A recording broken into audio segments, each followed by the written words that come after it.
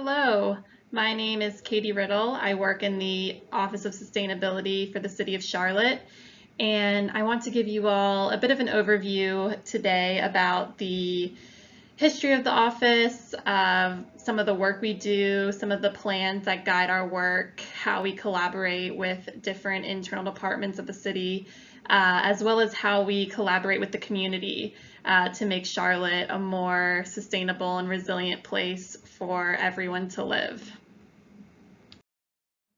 So a bit of a history and overview of how our office was started. So back in 2010, our office was established due to the Energy Efficiency and Conservation Block Grant Program. We got a little bit of federal funding to do some energy efficiency work, save the city some money, make some environmentally sustainable and resilient choices for the city, and it just really grew from there. So Mayors Claude Felter, Roberts, and Lyles then signed the Global Covenant of Mayors, which has a goal to reduce greenhouse gas emissions from municipal operations and communities in order to meet the goals of the Paris Climate Agreement. So the global agreement that just says that we will work towards a low carbon future. We're in the General Services Department. We have 3 members in our office, and we connect and work with departments across the entire city.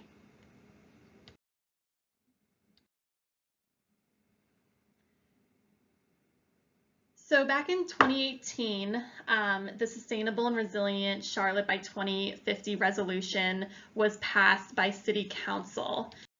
And what that called for was for Charlotte to strive to become a low carbon city by 2050, with each person emitting less than 2 tons of CO2 equivalent per year. And that it gets back to the Paris Climate Agreement and keeps us in line with that goal. The resolution also stated that we would strive to source 100% of energy use in municipal buildings and fleet from zero carbon sources by 2030. And the last thing that resolution stated was that we would develop an action plan as a framework to achieve these 2 overarching goals. From there, the Strategic Energy Action Plan was born. So the Strategic Energy Action Plan, also known as the CAP, was unanimously passed by City Council in December of 2018. And again, it has those 2 goals, the 2030 and the 2050 goal. We often refer to the 2030 goal as our internal municipal goal, and then 2050 as our community-wide goal. The 4 focus areas in the CAP, it covers a lot of things, but really it's focused on energy, and specifically energy around buildings, transportation, energy generation, and workforce development and equity. And I always like to point out this logo we have. This is our CAP logo, and as you can see, there is a gray hand, but it also looks like buildings, so that touches on our buildings and our workforce development and equity piece of the CAP.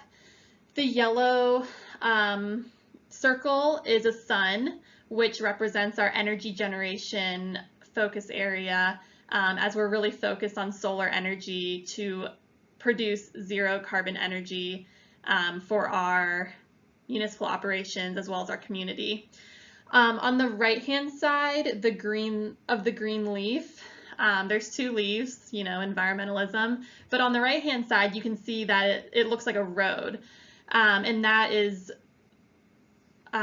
calling on our transportation focus area. And then lastly, with the light green leaf, there's that white check mark, because we know our goals are big and ambitious and need a lot of work, but we are willing to get them done and willing to collaborate and do what needs to be done to help us reach these goals. So the check mark is sort of like getting things done and working and striving towards our goals. So just like to point that out as our logo for the CAP. And if you're interested in reading the full CAP, at the bottom you can see the website where you can download and read the entire CAP on our website, and I encourage you to do so if you are interested. So this is a critical part of the CAP. It's called the 5 Stages to Zero Carbon Energy. And as you'll notice from our 2030 goal, we are working to have all of our municipal operations be fueled by 100% zero carbon energy by 2030. So what that means is renewable energy, nuclear energy, a lot of energy efficiency work so that we're reducing our energy consumption. As you can see, this is one of the stages of 5 stages of zero carbon energy. So we really lean on this, especially while we're working on our 2030 goal. So in the same week that the Strategic Energy Action Plan was adopted, former mayor of New York, Mayor Bloomberg, came to Charlotte to announce Charlotte as one of the cities that would be a part of the American Cities Climate Challenge. And this is a 2-year program where 25 cities in the US receive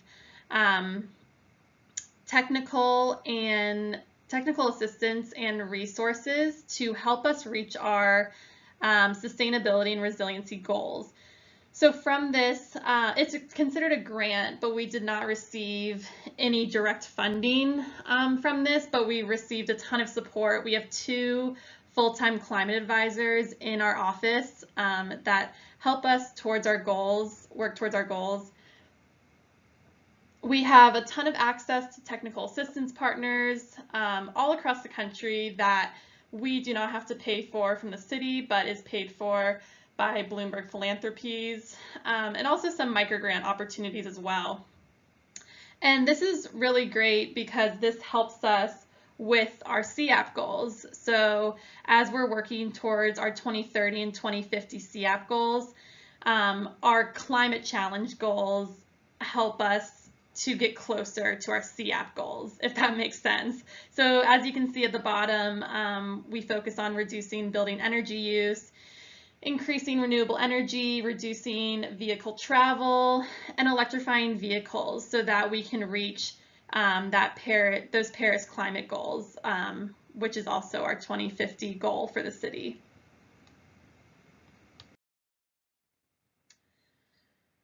So I want to just highlight some projects and that we have been working on and we continue to work on. And I broke it up by these subject matters. So you'll notice I mentioned earlier the main 4 pillars of the CAP are buildings, workforce development and equity, energy generation, and transportation. But of course, community engagement and employee engagement run across all of those 4 focus areas as well. So first, we'll talk about energy generation.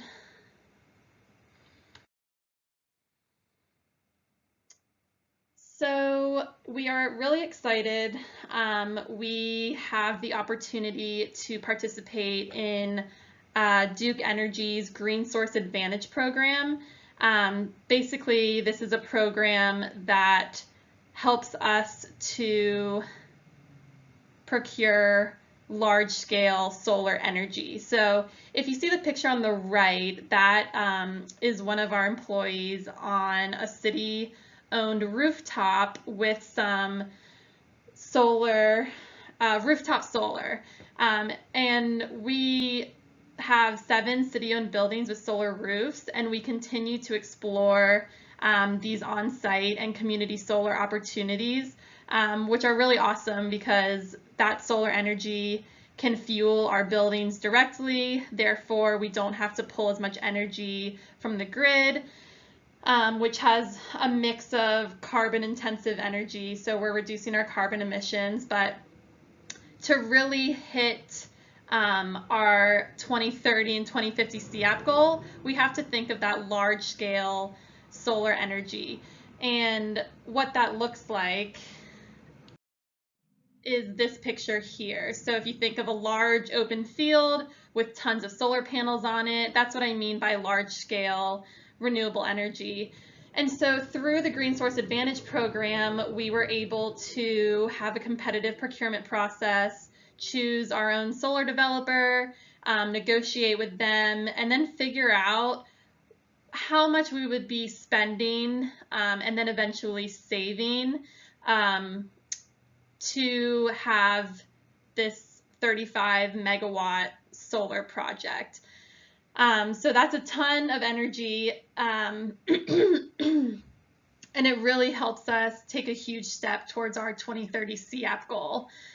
So with a ton of work from our internal team, some feedback from the community, some assistance with our Bloomberg Climate Challenge, we were able to really feel confident and pencil out these numbers so that we could bring this opportunity to City Council, and they voted to have the city participate in this Green Source Advantage program with Duke Energy. So it's super exciting. We got some really great headlines from the vote, and we're really excited. So the vote was just to approve for the city to execute an agreement, and our solar developer will start building the solar energy system. It's actually going to be approximately 50 miles north of Charlotte, right outside of Mecklenburg County, but we will still see and reap the air quality benefits, the health benefits, and most specifically the renewable energy benefits.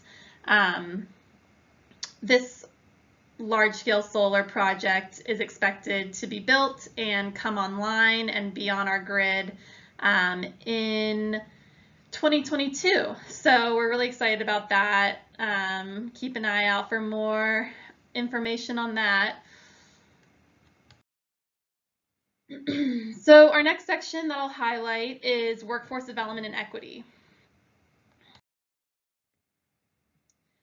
So our focus here is growing the clean energy workforce, and specifically hiring citizens in Charlotte, residents in Charlotte that may have barriers to employment. So we are currently accepting bids for training providers for our new workforce training program called Renew, and that stands for Renewable Energy and Efficiency Workforce Training Program. And we are working with our Economic Development Department. Basically, Renew will train Charlotte residents to enter the growing green economy workforce in Charlotte and prepare them for advancement within that industry. So this training program will help participants to complete industry certified training course as well as work-based learning experience and be placed into training related career paths. And the participants of this training program will have access to mentoring and other career opportunities to help them grow their career. And so when you think of clean energy workforce, green workforce, you can think of like solar installers or building electricians, HVAC employees that are working to make buildings more energy efficient, which will help Charlotte to become a low carbon city.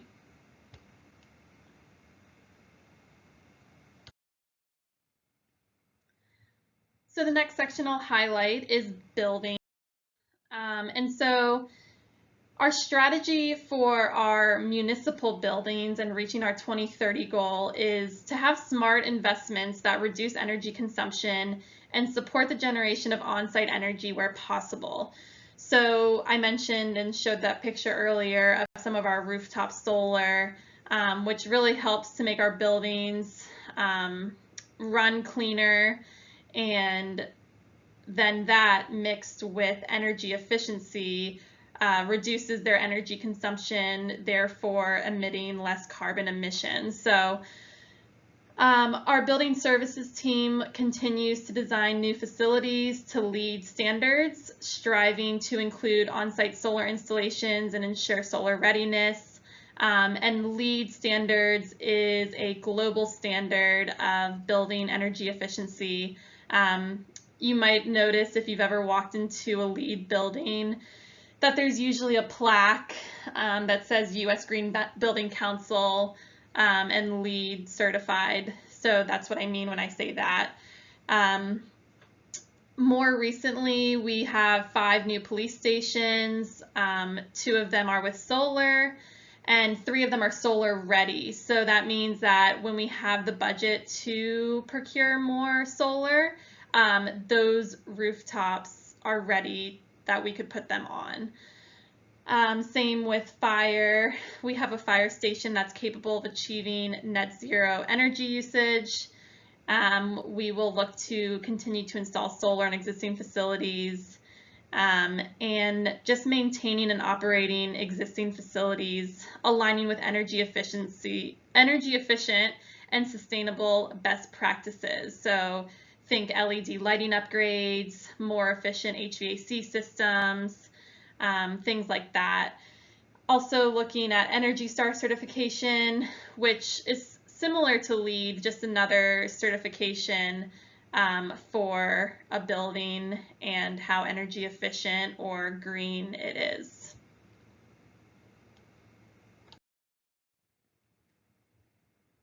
So another big sector is transportation. This is actually based on our 2015 baseline greenhouse gas emissions. It was found that this transportation is the largest emitting sector in Charlotte. So that just means in terms of carbon emissions, transportation has the highest carbon emissions out of all of these sectors. So we're doing a ton of work to try to green our internal city fleet. We're really excited that we have 2 new policies and 1 policy update that will help our internal city fleet to be more sustainable and resilient. The first one is the automatic vehicle locator policy. And so think of this like a GPS device that is installed in city-owned vehicles. And this is super important because our fleet team is collecting data on these city-owned vehicles. And this data will really drive the city to make smarter vehicle and transportation decisions. And they do that through identifying opportunities to reduce carbon. So maybe there's a vehicle that's really great suitability to be an electric vehicle, or maybe there's a vehicle that we don't necessarily need anymore. And so fleet right sizing. Maybe there's a vehicle that's been idling a lot, and so figuring out that how to reduce that idling as that can emit a lot of carbon emissions. So the AVL policy is a way for us to, like I said, make smarter vehicle and transportation decisions and just make sure our money is being used as well as possible. We also have the sustainable and resilient fleet policy, and this directs the city to engage in vehicle purchase and operating behaviors consistent with the CAP by directing departments to purchase the lowest emitting vehicle, depending on the vehicle, class, usage, and available technology. So oftentimes this will be an electric vehicle if it's a sedan. Of course, some of our larger vehicles, like refuse vehicles used by solid waste services, we would just use the best available technology for that when needing to purchase new vehicles. And then lastly, there was an update to our motor pool and rental vehicle policy.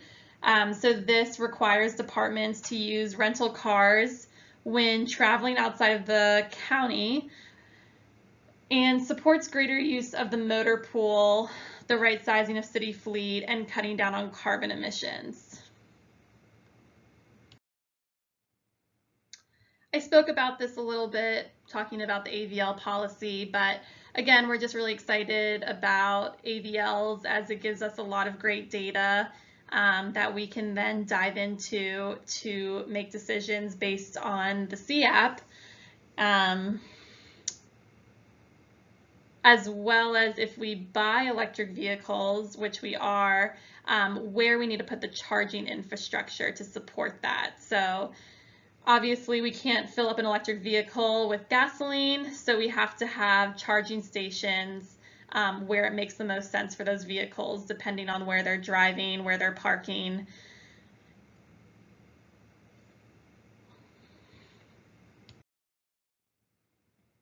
So just some more information on AVLs. This is how many installations we've had to date, both at Charlotte Water, the fire department, some CDOT vehicles. This is our goal. By June 30th, we want to have 1,100 AVLs installed, and then 1 year later, June 30th, 2021, we want to have a total of over 3,500 AVLs installed, just so we can keep collecting that data and making the best choices for the city that align with the CAP. So here is a picture of some of our motor pool vehicles. These are electric vehicles. As you can see, they're plugged in there. And this is at the parking garage at CMGC, the government center. So our strategy is to prioritize sedans, like I said, as we wait for improved SUV truck technology in terms of buying electric vehicles. Continue to evaluate, align, and maximize infrastructure investments to electrify as many vehicles as possible, and really use that AVL data. So currently in our existing motor pool fleet, we have 15 electric vehicles and we have 48 electric vehicle charging stations, and we are looking to increase that this year and in the following years. Another piece of transportation, I just wanted to note some alignment with the aviation department at Charlotte Douglas International Airport. So they are purchasing some electric buses, and they are looking to transition the airport bus fleet to electric within 10 years. And this is really exciting. Electric buses are somewhat of a new technology, newer than electric sedans, but really great benefits like decreased tailpipe emissions, greater availability, so you have to use less buses, decreased maintenance costs, and then just a lower total cost of ownership in general. So when you think about comparing a regular bus to an electric bus, and this is the same for an electric vehicle to a regular vehicle, you have to think about the price of gas, the price of electricity, the price of maintenance, and it has been found that there is a decreased maintenance cost with electric, and then oftentimes the cost of electricity to fuel these vehicles will be less than maybe the cost of gasoline over its lifetime. So I also wanted to touch on community engagement, since I thought that would be appropriate for this session and for all. So one program that we have in our office that's pretty cool is our Green Crown program. And what this is, it's a one-year certification to applaud eating and drinking establishments who value and prioritize environmental sustainability in their business. So you can go to charlottenc.gov/greencrown to see more details about that and see some of the local eating and drinking establishments that are currently Green Crown certified. But basically, it's completely free. The eating or drinking establishment would fill out an application, and there's 4 main categories: waste management, energy, water conservation, pollution reduction, and commitment to community. And they just highlight the ways that they're doing business that is more sustainable and more resilient. So we like to applaud them, give them a certificate. They have a window decal, so if you're out at a local restaurant, brewery, coffee shop, you might see a certificate or this window decal.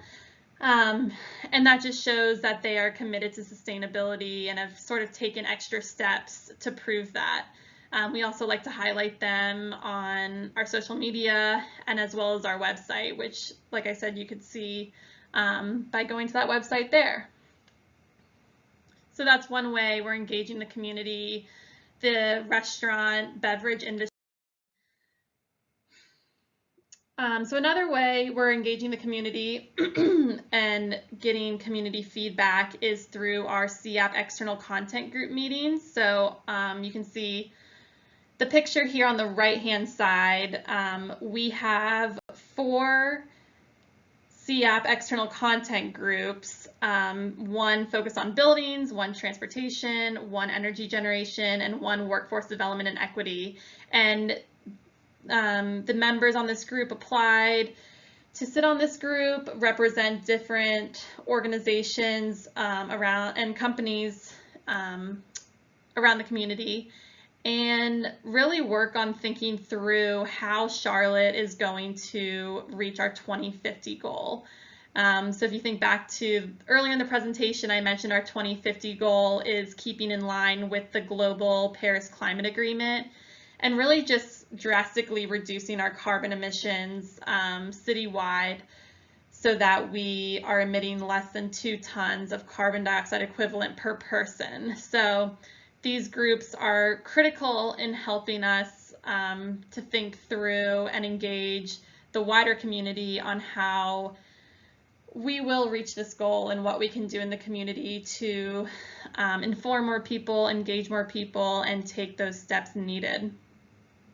And then through different school programs, tabling at different events, what have you. In 2019, which was the first year of the CAP, we engaged almost 1,400 community members. We know there's much more engagement to be had, and so being able to speak with you all today and having you all be aware of the CAP and maybe taking steps of your own to maybe make your own life a little bit more sustainable. Really, every step, every person truly counts as we're trying to reach this citywide goal. Which brings me to what can you do to reduce your carbon emissions in your everyday life? Some of these might seem like a no-brainer to you. Some of these maybe you've never thought of before. And maybe some of these you read it and think of someone in your life that you could share that with and maybe engage with to just help Charlotte to become a more sustainable and healthy community for everyone. So I won't read all of these, but we just like to highlight a couple of ways that you could be making changes in your everyday life. So anything from turning off the lights when you leave a room to unplugging appliances that are not in use, or using cold water for laundry and doing laundry in full loads. These all help to reduce your energy usage. Of course, we love to encourage public transit, and you can visit charlottenc.gov/cats to learn more about your public transit options. We encourage carpooling, van pooling, and considering electric, hybrid, or fuel efficient vehicle if you are purchasing a car.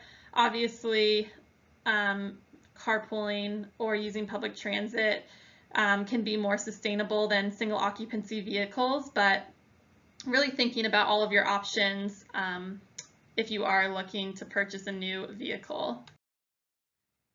And then in the categories of waste and water, just understanding what you can and cannot recycle.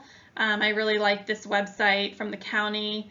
I often check it if I ever wonder what I can and can't recycle, as well as this Waste Wizard from Solid Waste Services, if you're ever curious about where to put other unwanted items, such as garbage or yard waste, etc. Obviously, some of those things are a little different right now with COVID-19, but these are great resources that you can use. Also, conserving water is a huge thing. If you visit charlottenc.gov/water, they have really great resources, composting, purchasing local when possible. Really, there are so many ways of things that we can do every day. And then lastly, just staying involved. I encourage you to follow us on social media if you would like to. We often post our updates there, as well as repost resources from other community members or national organizations of how to be more sustainable in your everyday life. You can check out our website at charlottenc.gov/sustainability. Again, we post updates there and just has some really good information on some of the work we're doing and how you can get involved.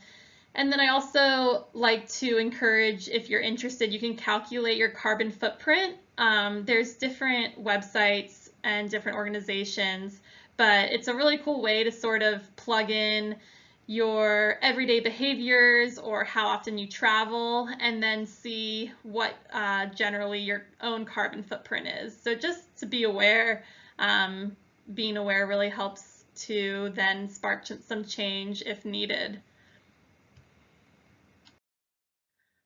So that's all I have for you all today. Thank you so much for tuning in.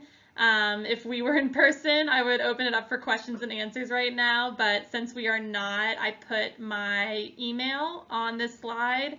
So really would love to hear from any of you that have suggestions, questions, general feedback. We are all ears. So look forward to hearing from you all, and I hope you have a great day.